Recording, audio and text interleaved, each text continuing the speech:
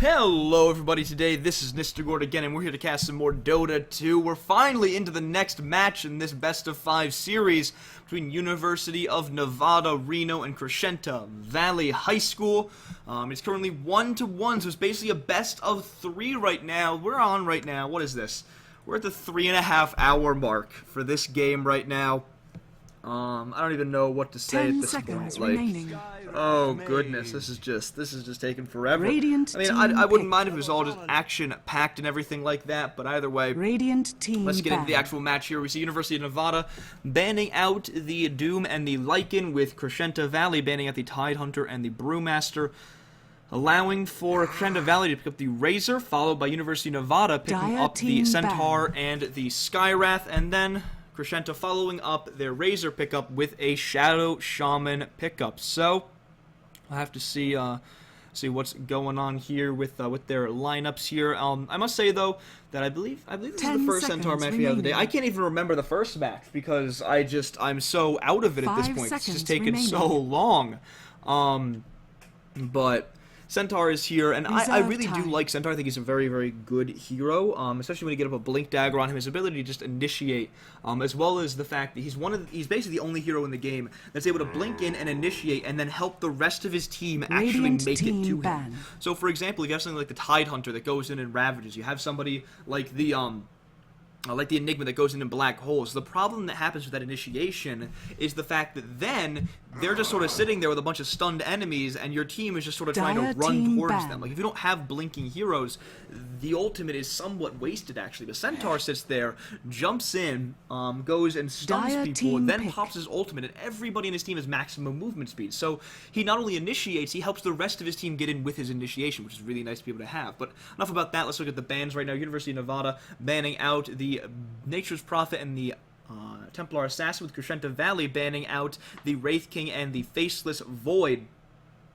as their two banouts in the second phase. University of Nevada now get their next pickup.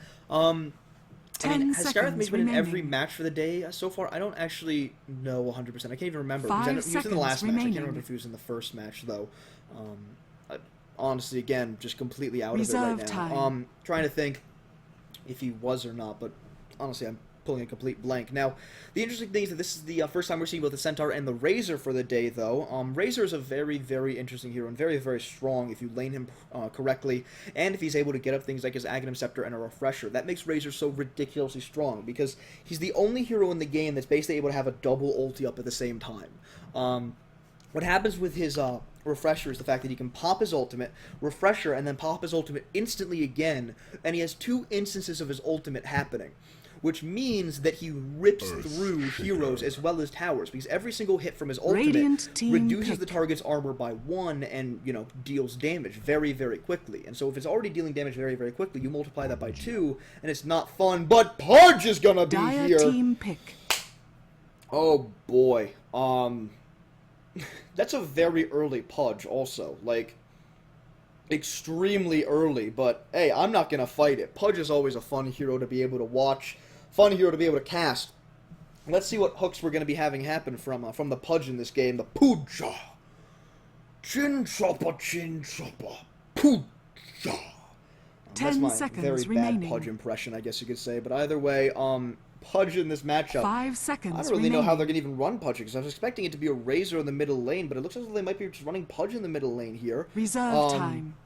I don't know how I feel about that, though, in terms of the laning stage, because this now gives University of Nevada the opportunity to be able to go and really counter this Pudge in the middle lane, in terms of what they're going to want to try and do versus him. But I don't know what they're going to try and pick up here. They do pick up the Axe, though, which I think is actually a pretty good hero to have versus the Pudge, because he can run in, initiate in onto him pretty easily, and it's not all that bad for him, because he's very, very tanky. There's also the fact that if he gets caught out by a hook and then the rot is on him and everything like that, he'll be able to spin over and over and over again and just decimate the Pudge and anybody else around him. Problem is going to be the fact that the Skywrath Mage is a perfect hero for Pudge to try and go for. A simple hook with a rot already going, and that's a pretty dead Skywrath Mage. Bounty Hunter, though, is the pickup for Crescenta Valley. They're going for some really heavy gank right now.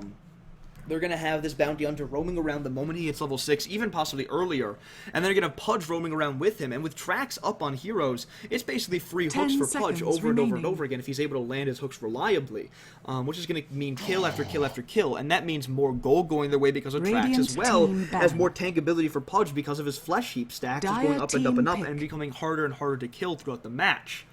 So ban out to University of Nevada, ban out the Lich, with Crescenta Valley banning out the Viper. So yeah, it looks like it will in fact be a Pudge in the middle lane here. And Ember Spirit is to pick up for University of Nevada, so it looks like they're going to be putting the Ember Spirit versus this Pudge in the middle lane, most likely. Wow. I mean, how are they going to run this? Because then they're going to have the Centaur in the off lane, which then leaves the Skywrath Earthshaker Axe as a combination.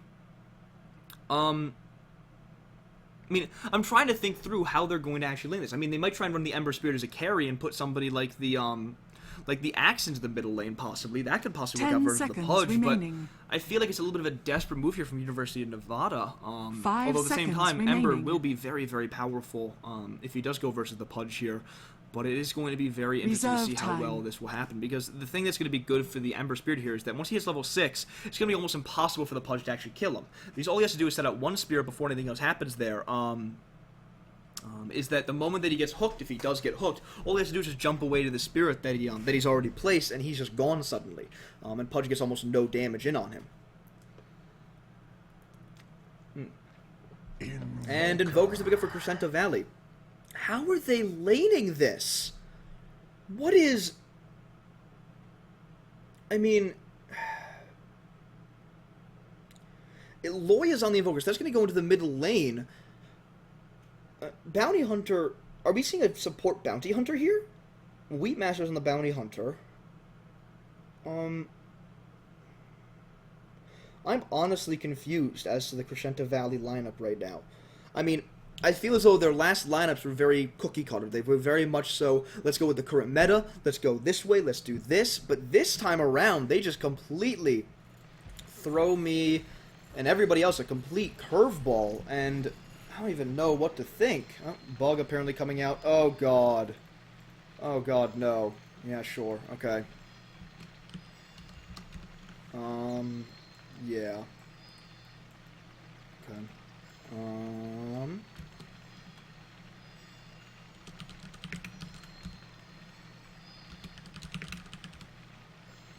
There we go. Okay. Gotta move it over to that screen. There we go. And now we just wait. There we go. And that should be all set up now. All picked. Perfect. So I'm not even going to mute the Dota sounds this time around. We're just going to wait for everybody to hop in. Actually, no, I'm going to mute. Actually, never mind. Screw it. Not going to mute them. We get to wait now for everybody to hop back in. Hopefully this bug does not continue with Ben, because that's going to be very, very annoying. So... yeah. Waiting now for University of Nevada to come back in. Hopefully they won't be too long. We're going to hop back into the game.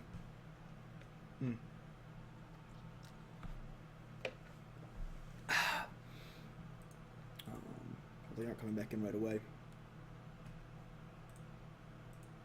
And yeah, here they go. They're starting to come back in. In terms of the lineups, though, I mean, both lineups are just weird. Like, the ways that they're going to have to try and lane this are just not something I've ever seen, really. Like, these are not drafts that I look at and I'm like, okay, this is an average thing. This person's going to go to this lane, that's going to go to that lane. I don't know what they're going to try and do. Wow, just interesting and weird all around. But either way, wait for both teams to get into their slots.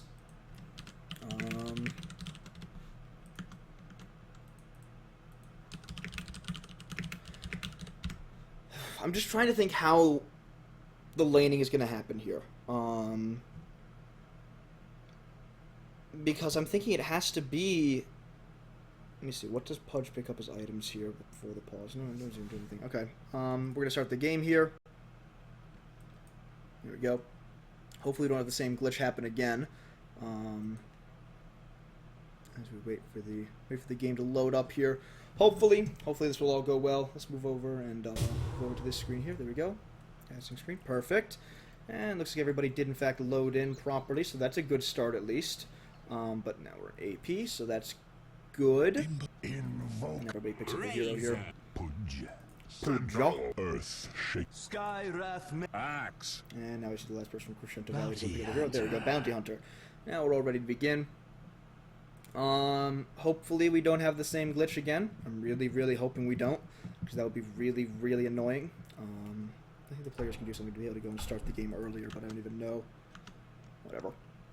Just gonna wait for this. Gives them some time to be able to talk, and time for me to be able to think about this, because it's gonna be the Invoker in the middle lane. Loy is the one that plays the middle lane for the side of Crescenta Valley, which means that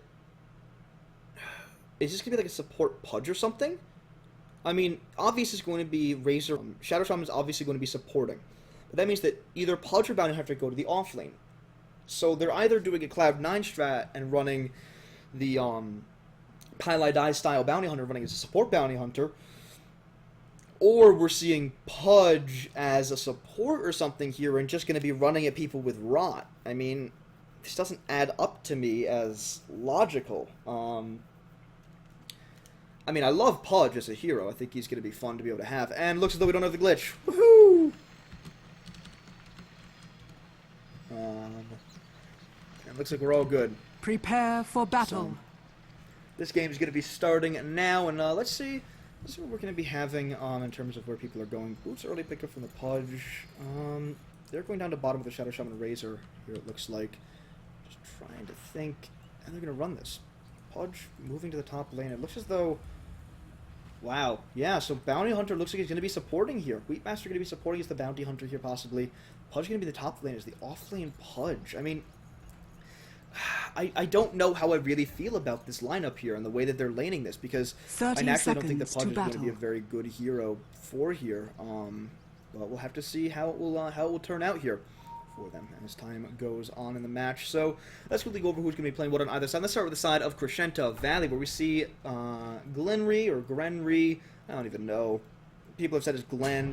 It's Gren here, so I don't really know. But the Shadow Shaman being played by him. You're seeing Pudge played by based June Reno, who is their offlaner. The battle begins. That. Just going to be the offlane Pudge. We see the Razor being played by Canyon, their carry player. Then we see the Bounty Hunter played by Wheatmaster. Finally ending it off is, in fact, the mid-invoker played by Lloyd. Actually, on the side of University of Nevada, Reno, we see Ben Halmeen on the Centaur, Ember Spirit played by Fish, Earthshaker played by Ruin, Skyreth Mage played by Mark, and finally ending it off is, in fact, Axe played by Heaven's Cloud. So looks like they're going to be running an aggressive trialing here, probably going to try and cut the creep wave over here with the Axe being there, or they might even just try and go for kills here. The problem is that Razor's going to be really annoying to try and deal with here in this lane because of course, his damage drain that he has, so that could be quite annoying to have to try and deal with, but we'll have to wait and see how this will work out for them. Now in the middle lane, Invoker versus this Invoker is really annoying to this Ember Spirit, I guess, with those balls of ash, I guess. But middle lane though, Invoker versus Ember Spirit. Honestly, I think I'm going to give this to the Ember Spirit just because I think he's going to have an all-around better laning stage. He's not going for the standard build that I would have thought he would have gone for versus the Invoker, maxing out the Searing Chains and the Flame Guard for himself, going instead to get an early point in the Sleight of Fist for himself, which I don't really understand why he's going to try and go for something like that, but, yeah, we'll have to see how that works out. Bottom lane, though, Axe just sort of man-moding up right now, getting some good counter. Helix is off on the, nope, there goes a Fissure going out. Shadow Shaman is the one is caught on one side of the Fissure, but not really able to go for this at all. Axe will try and dive here. Oh, Paul almost came out there. Did cancel it, though, but it's going to be okay. Razor at the same time is taking a little bit of harassment damage from the Skyreth Mage, but not that much. And Bounty Hunter's waiting for the courier right now. And you can tell that they're most likely just keeping this courier right in the base. They don't want this courier. Oh, Fish taking quite a bit of damage, actually. Invoker can just try and keep on harassing him out. He does have a salve for himself when he wants to go and use that. And he's going to go and slink back a little bit, go and use his salve. And Corey's actually moving up to the top lane right now. What is he carrying out? Ring of Protection, actually. So Ring of Protection coming out for the Centaur. Once he has that, he'll be able to get up his Tranquil Boost from just from the side shot there. Oh, but now we have a gank coming in now onto the Invoker. Invoker not going to very much fun at all. They're going to force up onto Fish. Fish taking quite a bit of damage from that, but not really, actually not anything at all. Loy is most likely going to be caught out here. There goes the, there we go. Okay, Boy able to go in and hit him from the Scarlet Mage. And that's first blood actually going to the Ember Spirit. So early lead there going to the Ember Spirit in the middle lane with the kill on the Invoker. Radiant's middle tower take is two under people to attack. rotate in, but at the same time, early kill is an early kill nonetheless. And now Centaur's taking quite a bit of damage here. Will this be enough? Will the Pudge be able to get the kill here? Looks like he will in fact. Yep, there we go. Gets the kill. Now Pudge, he's very close to death right now, but looks like he will in fact live. He's down to 30 HP right now, and he's just going to have to go and back off, use a tango for himself, and that's just going to walk back. Invisibility. I don't know what he's really going to be able to do at all. He's up to level 5 already down bottom. We see, oh, it looks like Axe being gone right now. Counter helixing over and over again. If he gets another counter helix onto this Shadow Shaman, it will be enough. Now, there goes the Fisher going to be coming out. Will he be able to kill off his Fisher? Doesn't look like it. And Razor will in fact be able to survive for right now. And yep, there we go. As well as the Shadow Shaman, both of them surviving. That little engagement there. And again, Dire's that damage top steal tower from the is Razor under is what attack. kept that Shadow Shaman alive. Because if Axe had his full damage available for his right click, that right click would have easily been able to kill off the Shadow Shaman there. But not able to go and get that damage that he needed there. Now, at the same time, this Bounty Hunter not really paying off at all right now. He wasn't able to get a courier snipe, so that's not going that well for them. Does not have an Orb of Venom, so he has that going for him at least a little bit right now. But he's right now still only level 1. Not even halfway up to level 2 right now from level 1. Pudge, what does he have as a recipe? Soul Ring recipe, actually. Interesting build. Haven't seen this build in a very long time, actually, for Pudge. But it can be actually pretty effective. It gives you basically the infinite amount of possibilities to be able to go and just constantly hook over and over and over again in the lane, which is really awesome to be able to have. Now, another big problem is the fact that Bounty Hunter right now only has up his invisibility, so even if he does try and go for the Ember Spear, tries to do something, even going on the Courier, he just doesn't have this the burst damage to be able to really be effective with that. He needs to be able to get up level 2 to be able to have Janata up before he can do that. There goes the Fisher coming out in the middle lane. There goes the Thunder Rush coming out front of the Invoker now. I think Ghost Walk. There we go. Gonna be out there. Quas Walk coming out. So he's able to escape that one and not lose his life again. Now, at the same time, in top lane right now, Pudge 11-3, Centaur 15-4 in terms of last hits. So Pudge doing very well for himself. I think he's really, you know, do well on his own here. Now, Bounty Hunter's here in the top lane. He has no mana left for anything right now. No invisibility or anything. Now, Pudge almost has up his full Soul Ring right now. Only needs another 25 gold for that to be able to come up. And now, oh, Scarlet Mage right there. There goes a custom shot, and the stun coming out from Centaur. Now, oh, there's Fisher coming out for the trigger. Now, Pudge going to lose his life. That's going to be his death. Centaur gets the kill there. You die so that others may cheer. Yep. Centaur getting the kill there in the top lane. Pudge not going to have very much fun with that one. Now in the middle lane, while this is all happening, Invoker 14-1 with the Ember Spirit 14-6. So getting a lot more denies in this Invoker right now. The Ember Spirit is doing quite well. Hoping to shut down the Invoker's farm at least a little bit. Right now, basically almost a level ahead of him right now, and a good portion of experience ahead of him when it comes to the actual just pure experience count. Axe, though, has been abandoned basically in this bottom lane. They're like, Axe, really nothing we can do for you, buddy. You're going to need to try and deal with this Shadow Shaman and Razor yourself. We're going to try and rotate around constantly.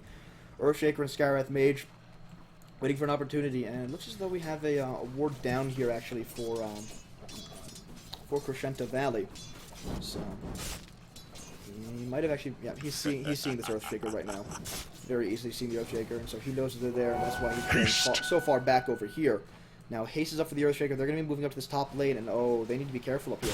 Pudge as well as Bounty Hunter are here. There goes the spotting of the Earthshaker. Now they're going to be able to go for this Pudge. He's quite a bit of damage, and this might be his death. Oh, never mind. Enchantotem comes out, but not going to be enough. And now Pudge denies himself. That's going to be great for them. There goes Shackles going out. Oh, Shadow Shaman, this is not a good place for you right now. They're going to get out the center. They're going to try and go on for somebody right now. Will they be able to kill off this Shadow Shaman? No, not quite yet. And there we go. Centaur taking quite a bit of damage, but will they be able to go and get the kill here? Oh, nope. Not going to be able to see Bounty Hunter get that last right click off. And so Centaur will in fact be able to escape as he gets salved up actually as well. And now, oh, Ember Spirit going to come in. There goes the Searing Chains going out onto the Shadow Shaman. Going to be the death of him. I return. And one last sleight of fist coming out from the Ember Spirit, able to go and get the kill there. So, there we go. It is denied. What's happening? So, right now in terms of farm, though, Centaur is actually leading the charge, ironically, 24-5, with the Razor being 25-4 right now. So, going well for both of them right now. Razor just really just farming up to his heart's content. He has up his phase boots already, which is nice. Ember Spirit now has up his phase boots as well. So, let's see what his item choices are going to be. And Pudge, he's just sort of going to start to roam around right now. He doesn't even have up his soul ring yet. He was very, very close to it though, but he just started to die a couple times too many. And there goes the jump away from the Ember Spirit. Pudge, he's figured what he's going to try and do next. He's just sort of rotating around, not really getting anything right now. He's up to level 6 though, so he has his Dismember. Ooh, sorry about that. He has a Dismember available. If he wants to try and gank somebody, but there's really nobody to try and gank right now, because if he tries to go on the bottom lane, we're still going to have the Skywrath as well as the Earthshaker around to be able to go for them. And also Axe is around as well. Axe does have up his full Tranquil boost, just needs to go and have the Ring of Regen and the Ring of Protection brought into him. And looks as though we see Skywrath Mage and Earthshaker spotting out the Shadow Shaman as he walked out into the jungle there and just is like, oh, hello, everyone, and decides to go and run for his life. Centaur getting relatively close with Blink Dagger right now, only about 500 gold right now away from it, so he's doing well with that at least. And now, oh, Ember Spirit, they did just ping him out, so they know that he's around right now, and Hook from Pudge is going to be available. There goes Axe being spotted. Pudge moving into the side here, into the trees, and there goes the Hook not going to be hitting. Oh, there goes the Dismember onto the Ember Spirit, dealing quite a bit of damage, and we have the Deny of the Pudge himself, and now we're going to try and jump forward, and now will we see the Racer being able to do enough damage? Maybe. Doing a lot of damage actually to Scarlet Mage. There goes the Scarlet Mage. Next effect will be the Earthshaker. Earthshaker quite a bit of damage. Will this last right click be enough? And there goes the right click going to be there. And actually, Shadow Shaman is one that actually gets the last hit there. Getting the kill for himself. And that's 4 dead on the side of University of Nevada, with only 1 death on the side of Crescenta Valley, bringing him to 6-5. University of Nevada making a big mistake there actually with that attempted fight. Not panning out for them very well. Dire's bottom tower is under attack. And so right now, not gonna have all that much fun here. Now in the top lane though, Bounty Hunter still just going and 1v1ing this Centaur basically, and this is not exactly the start I don't think that they wanted from this Bounty Hunter. They wanted him to be able to get up a quick level 6 as a support and basically start to gank. Now at the same time, this bottom lane, this is gonna be definitely Shadow Shaman. She's just picked off by the Flame Guard. Blink Dagger is now up for the Centaur as well. Comforting rune. He's going to be able to start to go and fight quite a bit now. Oh, here we go. They're going to try and go for the Centaur. There goes a hit from the Bounty Hunter. Will we see? Hook flies from the Pudge, and there, oh, there goes the double-edged Bounty Hunter able to go and kill the Centaur War Runner. But at the same time, Centaur kills off the Bounty Hunter. Does that go there? And now Soul Ring is finally finished up for the Pudge, so now he has that ability to just hook whenever he wants to, basically. Which is going to be very, very useful for him. Scarlet Mage in this top lane here. Playing with the Fates a little bit. If he gets hooked, it's basically guaranteed death for him. Even if he gets off the silence, Pudge should have his Rot already up. Which should basically guarantee a kill on the Skywrath. He's just very, very squishy. Now, Razor 104, 37 and 5 in terms of last hits. He has up his phase boots, has up a headdress. So it looks like he's going to be going for the mech first team, of course. Which I do wholeheartedly agree with is a great item for to be able to pick up this game. They need to be able to try and get early dominance, especially when you have a Pudge on your team.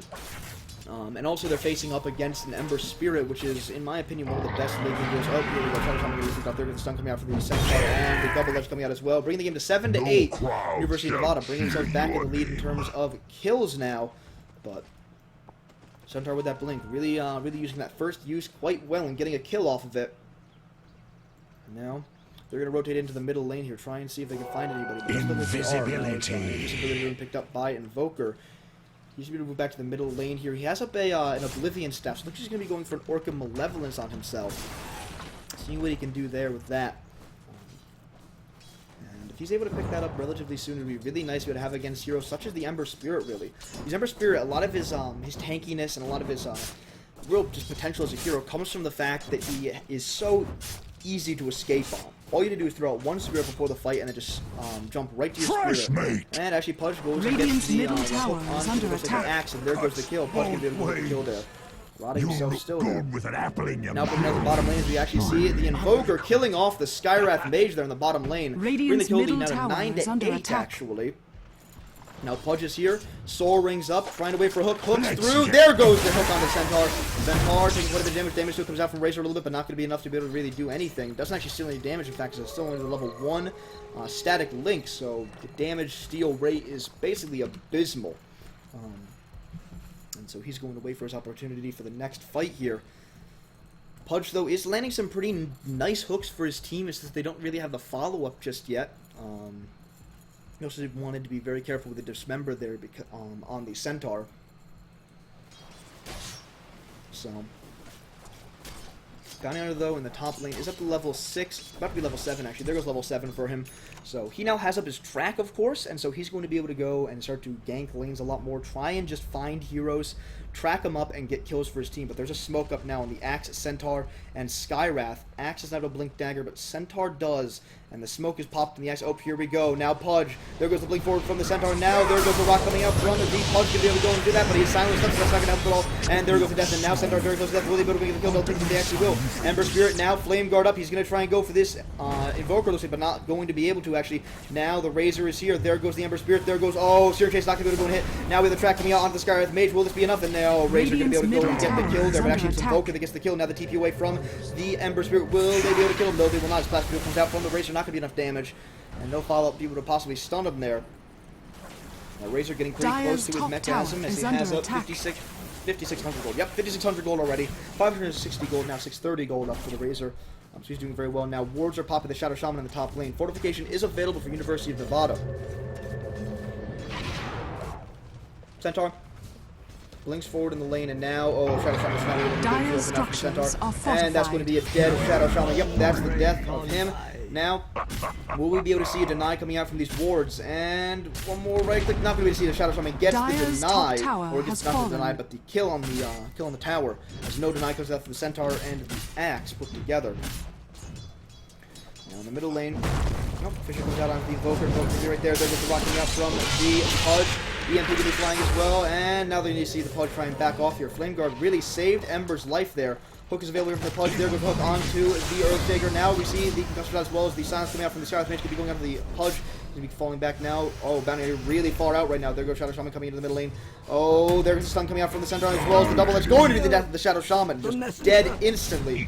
Centaur not going to have any mercy at all. Observer Ward in the middle lane does actually also fall as the Sentry Ward was right down from University of Nevada. Right in the middle lane, right on top of that Observer Ward, really. So Observer Ward really no time at all spent on this, spent in its life. Now, Pudge waiting for an opportunity to Radiant's somebody top now. tower is He's under trying to get attack. somebody, but I don't know what his options are. Because the thing is, again, is that they have so much counter initiation for the Pudge. Oh, there goes the EMP and the Tornado. There we go, going to hit. That's a lot of mana going, but Radiant's the top Pudge tower actually is there goes under Searching attack. onto the Invoker right now. The damage comes out from the Razor, trying to steal as much damage as he can from the Ember Spirit, but not all that much stolen. Actually, only 21 damage stolen. He still only has that level 1 static link. I feel like he needs to get more levels in that. The mech is done for him, though, so that helps his team a lot. Level 9 is up for Pudge. Next level will, in fact, be his Flesh Heap stacks. I don't know how many he actually is going to have at this point. At least 4 is what he's going to have. I don't know if he'll have any more than that, but either way, once he gets to Dire's level 10, middle that'll be really tower great is for him. under It's gonna bring attack. up his magic resistance as well as just his overall HP. So you have a lot for the side of University of Nevada. Now Ember Spirit is here in the middle lane, looking for an opportunity. Oh, Searing Chase going to be able to hit on the Invoker there. Now we have to jump forward. Invoker now loses life. Now Razor trying to see what he can do, but not going to be able to really do all that much. Axe, I'm not going to go on this, but doesn't have a Blink Dagger, so not actually going to be able to go on this. Centaur, though, is their Blink initiation, and he's going to wait for his opportunity. Pudge and Bounty Hunter waiting in the sidelines, though. They're going to try and hook some squishy hero in. If they're going to get somebody who's going to be pretty big for them. Now, oh, Centaur is going to try and go for the Razor. Razor going to be able to run here, and that's going to be it. Track goes out onto the Axe. Pudge going to wait for a hook available, and will he be able to hit somebody important with the hook here? Axe, not the hero he wants to try and hook. Are If he fortified. hooks the Axe, then that's going to be not fun at all for him. Counter healers is going to do. Dire's bottom tower is under attack. Bottom lane though, Shadow Shaman pops the wards, and we hear the hook coming out from the Pudge in the middle lane there. Dire's bottom tower has fallen. And Pudge going to barely live there. Yep, and the Dire's bottom tower does in fact tower fall. The is Shadow under Shaman attack. takes it there.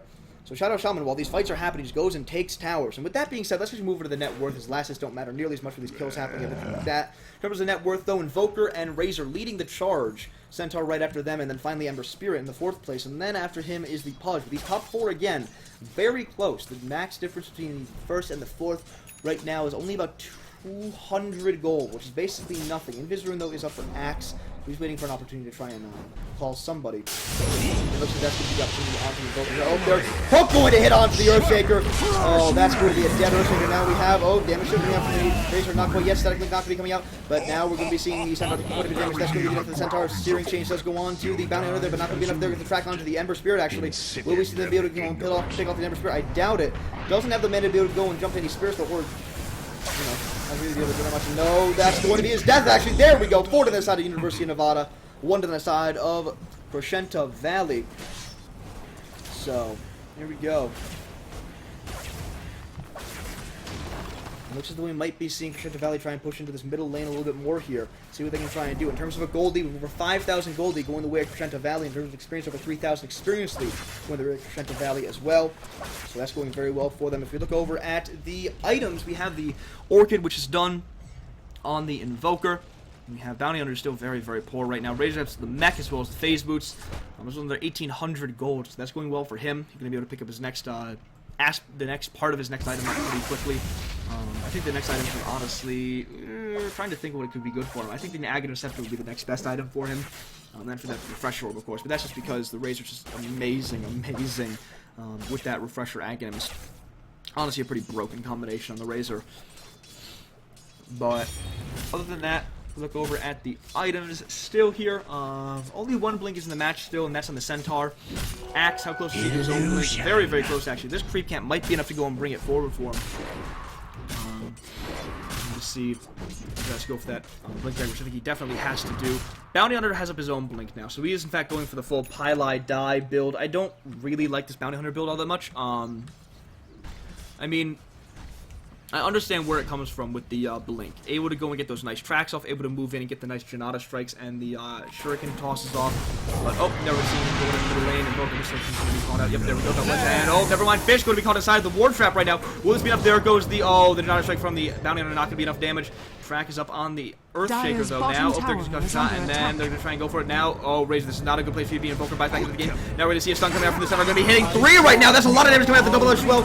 And now, call from the Axe, not going to be enough there. Now, we're going to be seeing a lot of spins from the Axe. The Orchid just does in fact go on. It's going to be a little bit of damage when he does come out of it. Finally, that's going to be enough to be able to kill him off, actually. Now the Blink Dagger's up for the punch. They're going to keep on trying to go and pursue out the University of Nevada. There goes the Flash. We're going to be hitting onto the Earthshaker. He's going to keep on trying to run. One more right click will be enough to do it, and there's the Sunstrike not going to be able to hit there. Way off the mark, actually. The Earthshaker takes the higher route there than going right through the tower. So, these fights, just complete desperate play from both teams, trying to just take these fights. Dire's middle tower is under attack. Possibly trying to go in on somebody. Not really going to be able to double damage rune now up on the Invoker. Not really the most useful double damage rune ever because he isn't an Exhort Invoker. He isn't really a right-click Invoker. He wants to try and cast his spells. Like, EMP Tornado is extremely strong right now in the game because he gets rid of basically almost all of the mana of just multiple heroes on the side of University of Nevada. Right now the kill score 15 to 17. Very neck and neck match right now. Over 5,000 experience though going the way of Crescenta Valley in terms of gold. Over 5,000, reaching towards about 7,500. Oh, there goes the. There we go. Were we seeing him trying to go? Nope, not going to be able to. But Searing Chains from the Ember was able to hit there. So let's see what we can do. Let's see what happens. Looks as though we're going to be seeing University of Nevada. Oh, there goes the Tornado with the EMP. They'll be hitting on 3 heroes, all of them down to no mana whatsoever. How much mana does it actually drain? It drains a total of 550 mana. Pretty insane. Especially when it gives all that mana back over to the Invoker. It can get pretty ridiculous. So, we'll have to see. Right now, Shadow Shaman is just going in solo pushing bottom lane again here. Solo pushing a lane again here. Oh, Axe. He's going to be able to blink in after the Shadow Shaman. He's inside the trees. It's not going to be good. There goes the Hex. Will we see him try to pop this? Oh, there goes the wards. It's going to be pretty bad, actually. The ward's going to be able to do quite a bit of damage, but not going to really be able to deal enough. Sometimes he can put enough damage, and really, this Axe not going to be all that difficult to be able to get out here for him. Just right-click a couple of wards here, and he's going to be out. Now, there are going to try and kill off these wards here, but that's no problem at all. Axe more than tanking if we were to deal with them. Bounty Hunter. He's going to look towards this top lane. And Tornado flies in the rope. Going to be able to hit on the Skywrath Mage. And now we're going to see Vanner be able to go in there with the track coming out. Oh, Hook just barely missing from the Pudge right now. Blink is available in 1 second, but he's going to need to go and blink out. There goes the Searing Chain as well as the... Oh, here we go. There goes the Silence out of the Pudge right now. Pudge going to be able to get out of the Mystic Flare, and he's going to take quite a bit of damage from his own Rot there. Now he's going to be able to get back. There we go. He's going to be okay. Blink is available right now. He's going to need to try and blink out of this. They need to get back as quickly as possible. And... Yep, they're going to be okay here. They'll be able to back off and now. Regeneration! Both of them are going to be pushing this middle lane right now. They'll be okay. Dire's middle tower Bounty is Hunter. under attack. Top of the high ground here, waiting for an opportunity to try and jump in. In terms of net worth, though, Invoker currently is still the highest in terms of net worth. The Orc Malevolence and 2,000 gold saved up. Other than that, he might be trying to go for a Blink Dagger, actually, as his next item, which I would wholeheartedly Radiant's agree with as an top item for the tower is Invoker under here. attack. I think we worked out very well from the last week. I'm just going to kill off some creeps here, or at least damage out some creeps a little bit. So I think the Blink Dagger would be a really great item. Either that or go for something like the Scythe of Vice for him. Since he already has the Orchid, the double control would be really, really great to be able to have. Picks up a TP scroll, so he's going to be able to go and TP into the middle lane. If they do decide to find it. Oh, Hook Flash and Punch, not going to hit anybody there. So, he's going to wait for an opportunity to try and do something here. But middle tower, the T1 tower is not quite falling yet. Invoker is back here, and he is ready to fight. He has 2,300 gold, so still wondering what he's going to try and go for here. I really feel like if it was going to be the Blink Dagger, he would have picked it up already. Gotta show him what's coming in for him. It is good old Sentry Wards. Now this is a reward, and the Dire Jungle will fall. Sentry Ward and the Observer Ward combo able to go and spot it out. Radiant's bottom tower is under attack. Somebody here. There is the track up on the Earthshaker. Will they be able to go for this? It looks like they will most likely. Oh, Ember Spirit is also there. They're going to be able to go and hit onto the Earthshaker. That's going to be his death right off at the very beginning of the fight. Now the tornado coming out from the Invoker, not going to be able to hit anybody. As Ember was in fact able to get away. Hopefully someone actually put off the Earthshaker there. But there goes the fight coming out from the Centaur. So he's not going to be in all that much danger. He's going to be okay. Now Axe, he needs to go and move around the long way here. And Pudge try to get a hook off, but only hit a range creep there. In terms of a gold lead, about a 5,000-ish gold lead, probably about more like a 5,500-ish gold lead. Dire's middle and tower is under by attack. the Shadow Shaman. They're going to try and take out Dire's this tower. structures What do we are have in the corridor fortified. here? There we go. Hook coming into the Pudge. Actually, with a great haul coming through. A lot of damage going down to both of them. There's two down already on the side of Crescenta Valley. There goes a great Echo Slam. Fish are going to come out from the Earthshaker next. That's going to be 3 down the side of Crescenta Valley. Only 1 down the side of University of Nevada. And now we do have the Earthshaker fall. Now there goes the Sunstrike, not going to hit. Where did that actually fly? I don't actually know where that even flew. Now the wards going to be falling here. Axe disconnecting from the game, and an instant pause coming out from the Skywrath Mage. It's an Axe DC, buddy. So now we need to wait for him to come back. But other than that, amazing fight there coming out from University of Nevada. I'm really hoping to start to bring them back into the game, and it looks like they will be able to keep their mid T2 tower. So ultimates were dropped, but not able to take the tower. But the thing is, though, at the same time, there is no Tree and Protector this time around, so this tower damage is permanent damage. And so, if University of Nevada just let these wards pick away at the tower, then they're going to slowly start to lose more and more control of the game. Which is one of the big, powerful things that Shadow Shaman really does bring to a team, is the fact that he's able to sit there and just be like, okay, even in the late game, you pop the wards, and even if they only get 1 salvo of shots off because the other team kills them so quickly, that's how much damage do they even deal? That's 59 damage times, what is it? How many wards are there? 10 wards, so 590 damage to the tower with its, and then there's the reduction from the armor from it. But you know, that's nice damage that you're able to get in every single time, and you don't even have to worry about really a hero being picked off there, because you just have to drop the wards and you're all good. SAS ward. Yeah, there we go. That's good, Mark. Kill off that circuit ward. Now, waiting to see what's going to happen here, because Centaur right now farming the top lane. He's now second in terms of net worth. He has the pipe for his team. He's also going for what looks like the blade mail for his team, with the robe of the Magi and the chain mail already picked up. Racer, though, what does he have right now? Looks like he's going for the BKB, and he does have it actually finished up. It's the Ogre Club, Mithril Hammer, and Recipe right now in his ownership. Also picks up a TP scroll. Just so he has a second. You can use one of them and not have to worry about picking up another one. That's one thing that I always do, is I always love to have 2 or 3 TP scrolls actually in my inventory at like all times. Invisibility! TP up for Razor, like I said. And Ember Spirit, how is this farm doing? He has up the Ring of Health as well as a Claymore, so he needs to pick up the Void Stone and then the Broadsword. Broadsword is 1,200 gold, Void Stone is 875. There's another 2,075 gold to go, or he's 2,075 gold that he needs before he has up the full Battle Fury, which means he needs about another 1,075 gold right now.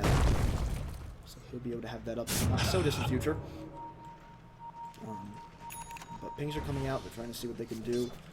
But nothing much that really is being seen right now.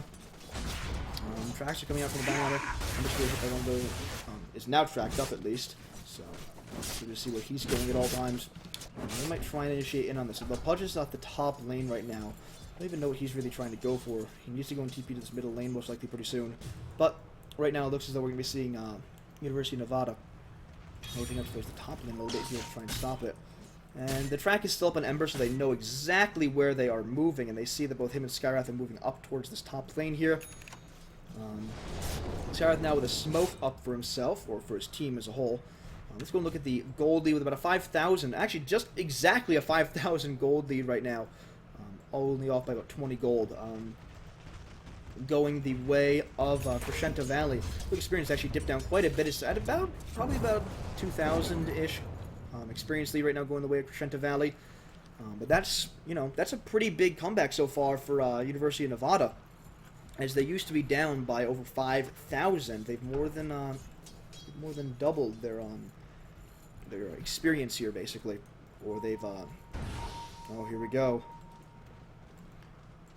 Will we see possible fight here happening? Yep, there we go. Spirit's in. Oh, there it goes, too! Searing Chain's gonna be coming out on both the Razor as well as the, oh, there we go. So, Mystic Flare getting a lot of damage now. Radiant's bottom tower the next one. is under attack. We see him dying off here. A lot of damage going in. Do they have any detection at all? There it goes. Oh, Dusk gonna be hitting. Bounty Hunter moving the other way. Blinks forward. Now they're trying to go for the Tori. Will they be able to go and get him? There it goes. No, not gonna be able to go and get him. He's just able to go and TP away. Blinks away. They move the wrong way to begin. He's moving this way. They all move this way. They realize too late. They're moving this way. There we go. Realize too late, and he's able to TP away. But there we go. None dead on the side of University of Nevada, and 2 lose their life on the side of Crescenta Valley High School. And now Pudge. Oh, Pudge and Earthshaker are going to be seeing each other. Pudge probably could have honestly gone for a hook there and tried to go for it, but nope. Hook then misses. I think he might have misjudged Earthshaker's movement there, buddy, but whatever. Either way, down bottom, Shadow Shaman all alone again. He's going to keep on trying to pressure this bottom tower, or any tower where he can. And so he does now see that the Ember Spirit is at least there. He's going to have to know that other people are there. Now Centaur has showed up, so he's now going to back off instantly. But like, okay, this is no longer my fight to try and take. I'm going to go and back off, and we'll just go and forget about this whole thing. Now, he's going to go and pull this creep wave, or not creep wave, but stack the jungle camp here. He's going to notice that he didn't properly stack him. He's upset about that. But Ether Shock's down a couple of the creeps there. He's going to be able to get some decent gold here. He's getting close to his 4th staff at least, which is nice. It's going pretty well for them. Ember Spirit now has up his Battle Fury. This is a 30-minute Battle Fury Drums phase boost for him. Not the best timing ever, but he does finally have it up, which is going to help a lot in terms of his team fight damage. Really helps him improve his damage, especially with his Sleight of Fist. Track out on the Earthshaker, so they now know what's happening. They're going to also now know, if they're checking the items, that the Ember Spirit has up his Battle Fury. Teleporting the middle lane from the Shadow Shaman. Radiant's middle tower is under attack. Radiant's structures are fortified. Hoping that try and go for these. Oh, Shadow Shaman not going to be on for him. There goes the double lich. There goes the hook. Actually, no, never mind. We're going to see the Pudge saving the Centaur right now. Now we're going to see the Shadow Shaman. These shackles up. There goes the shackles coming out. Hex is going to be available in just a moment. There goes the ward. So that's going to be the death of the Centaur. One Centaur is the one that's dead, but Bounty Hunter also had to buy back there to be able to get that. Wards I feel a little bit of a waste there, actually. I feel like he could have gotten it even Radiant's middle tower has been denied. And now he has Bounty Hunter coming in. They're going to track onto the Earthshaker now. Centaur? Or, not Centaur, Bounty Hunter. Ember Spirit taking quite a bit of damage now. The blink in from Axe is available. Oh, never mind. Tornado going to be hitting him. Going to keep him from being able to go and use that blink as the damage is taken. Now he's going to be going back off. 30.5 minutes in. There are the gold leads. And actually, we see the experience lead now in the favor of University of Nevada. In terms of gold, little bit over 2,500 gold lead going the way of Crescenta Valley. Probably sitting at about a 3,000-ish gold lead right now from where it's sitting at. Now, if you look over at the items, you see 2 Blink Daggers on either side. It looks as though we're going to be seeing Centaur. Is this going to be a Vanguard form, or is he going to try and build towards the Heart? I mean, I feel as though Heart needs to be his option here just for the more tank ability. I feel like Vanguard is already going to be very lackluster in this match. But I mean, if he wants to try and go Dyer's for it, then top tower sure, is but under I attack. don't really agree with a possible Vanguard here from him. But he's going to be pretty close to it. Actually, basically already has it if he wants to go and pick it up. But again, I don't really agree with that. Regen rune picked up by the Bounty Hunter. Gonna get his mana and HP back up, although he's only really missing mana there. Pudge has up the Hood of Defiance now, so there goes up more mana, or not mana, more magic damage resistance. Oh, Shadow Shaman. Sentry Ward goes down. They're gonna be able to see that there is the Observer Ward here once they rotate up there. But they, of course, do not have an Observer Ward, so they don't actually see it there. Dyer's middle tower is under attack. Nothing really for an opportunity. Searing Chains from the Spirit, as well as the Sleight of Fist, not able to go and hit anybody there. But still, just able to go and keep the creep wave back a little bit now that he has the Battle Fury. That's one powerful thing that the Ember Spirit actually now brings with the Sleight of Fist and the Battle Fury combination, is the fact that now it's very difficult actually for Crescenta's Valley to try and actually push in, because their creeps are going to almost instantly die with a single Sleight of Fist from the Ember Spirit. So that's going to be very difficult for them to try and deal with. Earthshaker now has up a Blink Dagger, so that's another Blink Dagger coming into this match now. 3 Blink Daggers up on the side of University of Nevada. And, Axe, I think, might be able to possibly see Pudge here. I don't know if they will, actually. Nope, doesn't actually see him. Okay, stuck behind the trees there. But they're both very, very close right now. Pudge with the Blink, though. Dyer's middle tower is under attack. And this is just fun watching this right here. Radiant's bottom tower go, and there goes Axe coming out. Oh, Pudge. He has his Blink Dagger on cooldown right now. It looks as though he's going to go and blink forward. Never mind, there goes the blink forward. That was Axe with the cooldown. Now Axe is going to be picked off here. University of Nevada going to lose their Axe, and next going to be the Centaur coming in. Will they be able to go and actually save the Axe here? There goes Axe going to, in fact, die. A lot of damage deal from the Razor right now. One more epic on the will be enough. There goes the Fisher comes down onto the, there goes the Echo Slam as well, out from the Earthshaker to be able to get the kill. That's 3 to the side of Crescenta's Valley, only 1 to the side of University of Nevada. Now, blinks forward, they're going to try and go for this Pudge. Pudge going to keep on trying to run. Will he be able to escape? I don't know. There goes the hook going to be going in. Centaur going to be able to get the stun off, and now there goes the Searing Chains out from the Ember Spirit, and there goes the double edge, and that's going to be Centaur getting a kill, and now they need to go and try and kill off these creeps. Centaur down to 60 HP right now. He needs to get right on out of there, and he will. Blinks away. Great fight coming out of University of Nevada there. Able to really keep themselves into this game and really start to fight back during this matchup. Gold lead. Moving down towards them a little bit here. Not the biggest deal, but the experience a very big deal now. With about a 5,000 experience lead going the way of University of Nevada. The gold, though, staying just about the same. That's working out very well for them right now. Bottom lane, Shadow Shaman. He's going to try and defend this T1 tower. T1 tower ended on 595 HP at 1,300. Earthshaker, the only person that is down here, but Shadow Shaman doesn't exactly know that. It's not that much in terms of initiation, but he might try to go in on this Earthshaker anyways. And now here we go. Yep, there goes the Hex coming out. There's the Ether Shock, and there goes the Shaft Protection. Now, yep, Bounty Hunter going to be coming in. There goes the track. There goes the Fernanda hit. Earthshaker going to be taking quite a bit of damage, and there goes the Shuriken next, and now he's going to be trying to run away still. Will he be able to escape? Never mind, there goes the Ether Shock, and now we have the Blink up in just a second here from the Bounty Hunter. There goes the Sunstrike, but the track is still up on him. Will he be able to try and go for this? Never mind, doesn't look like Scout's Mage trying to go in for the Shadow Shaman. Shadow Shaman going, in fact, loses life to join this. Oh, there we go! Arcane Bolt going to be able to go and hit him. And now, Pudge is here in this bottom lane. He's going to try and find somebody to go and hook. But they are already all back. Earthshaker, in fact, keeps his life there. Track now going to run out. Radiant's top tower is under attack. Now, Crescenta Valley, the line of Earthshaker's movements, as they are always, except when that Track is up on him. Top lane, though, Centaur going to be able to go and take this T1 tower top. Radiant's top tower has fallen. University of Nevada has taken in this entire matchup so far. Dyer's bottom tower is under attack. 28 to 22 is the current kill score. There we go. Words, I can use them occasionally. BKB now done for the Invoker. So he's farming very, very well. Second highest in terms of net worth, only behind the Centaur. Currently has 13,900 net worth with 3,700 gold right in his bags right now. He has the ability to go and pick up a Reaver for himself. Radiant's top tower is under attack. Somebody's going to try and go somewhere. There's the track onto him. Centaur. There goes the Reaver pickup finally. So he's going for the heart for himself. And he's going to get that courier back to the base. Or the fountain at least, so we can go and pick up his recipe for the heart, which would be really great for him to be able to have, because the amount of tank ability that will give him is just going to be insane. And it's going to be very, very difficult for them to be able to kill him off at all. Dire's bottom tower is under attack. Now, Razor, we have a point booster up on him, so it is going to be the Agony Separate's next item. Keep on trying to farm up as much as he can, push this creep wave in the middle lane back. Ember Spirit bottling up a DD rune. That is not what you want to have happen if you're on the side of Crescenta Valley, because that means he's going to be hitting very hard, especially when he has a Crystallis finished up right now. There's Bounty Hunter inversed up, and there goes the track onto the Ember Spirit. He's going to be able to move back here with the track. Not that much he can really do to be able to get it off. It doesn't have a diffusal blade or anything like that on anybody on his team.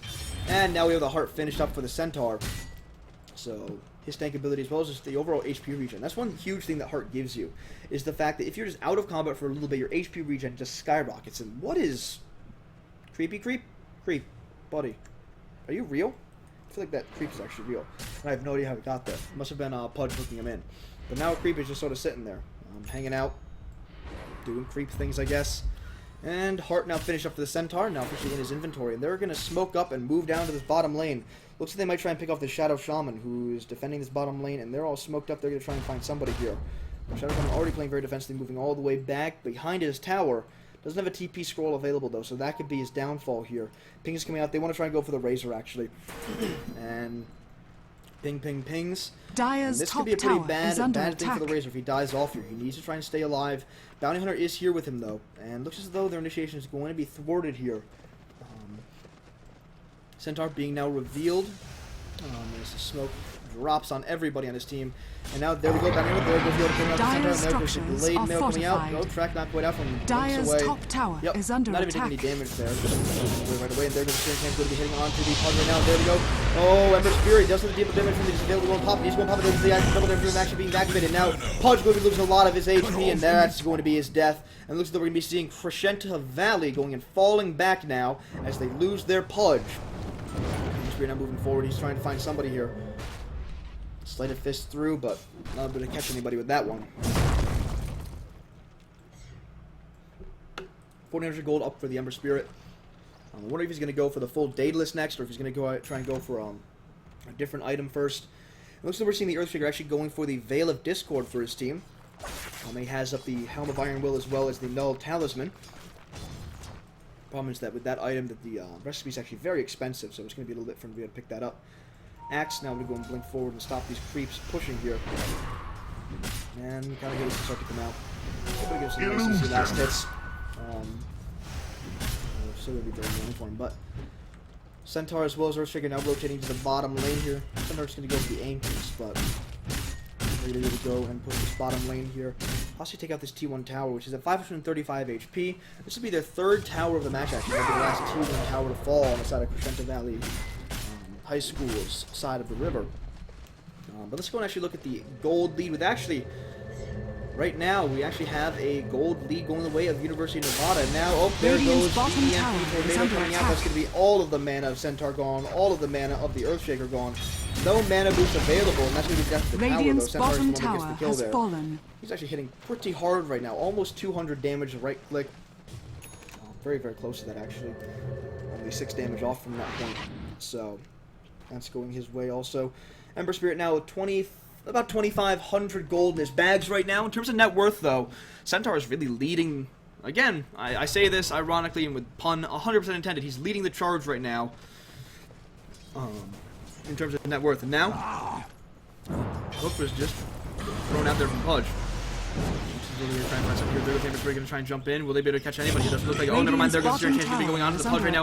There goes the start. Now we have the Axe as well as the Centaur and everybody else jumping into the Pudge. Pudge going to lose his life almost instantly there. Blown up by the side of University of Nevada. Now Roshan, he's going to be the next target for University of Nevada. They want to go and get this Aegis. They want to be able to go and get a gold. Another really big influx of gold going for themselves. as well as experience to help them a lot here. Radiant's bottom tower is under And attack. he goes, oh, Ember Spirit going to be jumping forward. That's going to be the death of the Invoker. Looks like, yep, that's going to be the death. Ember Spirit going to be gets the kill there. Killing Spirit from 3,000 gold now in his inventory. And now, Roshan going to be easy pickings for them as they just get to go and beat him down. But at the same time, we do have Weedmaster right now. And he might try and pull the same move that he tried a couple games ago to the Ancient Apparition. Might try and go and jump in and grab the Aegis at the last second. Maybe the opportunity. Roshan going to fall very, very shortly here. And he's going to have to go and blink right in. And there goes Roshan's falls. And he's going to try and jump in, but not going to be able to get it. Ember Spirit's the one that gets the Aegis of the Immortal there. And now, oh, this is not going to be good. There goes the call. Yeah. Oh, will they go again? There goes the Fisher. Weedmaster very close to death right now. There goes the... Oh, that's going to be death. Ember Spirit gets the last hit there. Fear not your death. One little right click, just the amount of damage he did is just obscene. Dealing 225 damage per right click right now, and there was a call from the Axe. They're going to try and push this middle lane right now, it looks like. As two are dead right now on the side of Crescenta Valley High School. They're going to try and find something to do here, something to kill off. And there we go, oh, Spirit in, and... Oh, the string change actually miss on the Shadow Shaman, and this could actually be pretty bad. Nope, never mind, Never Spirit doesn't have to worry. He has the Aegis available for himself, and what's he have flying out to him is in fact full Daedalus, so his damage is about to go sky high here. He's now dealing 276 damage per right click, 662 damage, 662 damage crits. That's without the Sleight of Fist giving the additional 80 damage to heroes. So, yeah, he's going to be very, very happy with this. With his overall farm. Shadow Shaman finally gets up his Blink Dagger. So now he has Blink Dagger and Force Staff as the Shadow Shaman. So he's very mobile now. In terms of a gold lead, there's over a 5,000 gold lead right now going the way of University of Nevada, Reno. Look over at the experience lead, over 15,000 experience lead going the way of University of Nevada as well. So leading in terms of both gold and experience. They're coming back in this game quite quickly here, actually. Pudge, still just an interesting pickup for me. He has 8 Flesh Heap stacks right now, so he has 2,069 HP. But there's only 8 Flesh Heap stacks right now at the 46-minute mark, basically. You need to have more Flesh Heap stacks. The thing is that you can't play a farming game if you're running a Pudge. You can't. You need to try and go for a ganking lineup that tries to kill. And right now, Crescenta Valley are having a little bit of an identity crisis, I feel like, with their playstyle. In terms of net worth, though, Ember Spirit now second in terms of net worth. Pretty far behind, though, the Centaur, who's actually still number 1. And he has a full AC up right now. All he needs to do is replace his Tranquil Boots with Boots of Travel, and he's done with his farm. Like, that's it. He will be 6 slotted. Hex onto a creep there from the Shadow Shaman, it looks like. Missed the Hex there on a hero. Oh, Ember Spirit going to be able to go and spot it out by the Bounty Hunter. Ember Spirit, middle lane. See what you can do. But Ags now up for the Axe. Been a while since I've seen a dunking Ags Axe, and so this should be very fun. I don't even know how many dunks he's actually gotten off this game. I haven't actually heard very many successful dunks, so I'm interested in the fact that he decided to go for the Aghanim Scepter.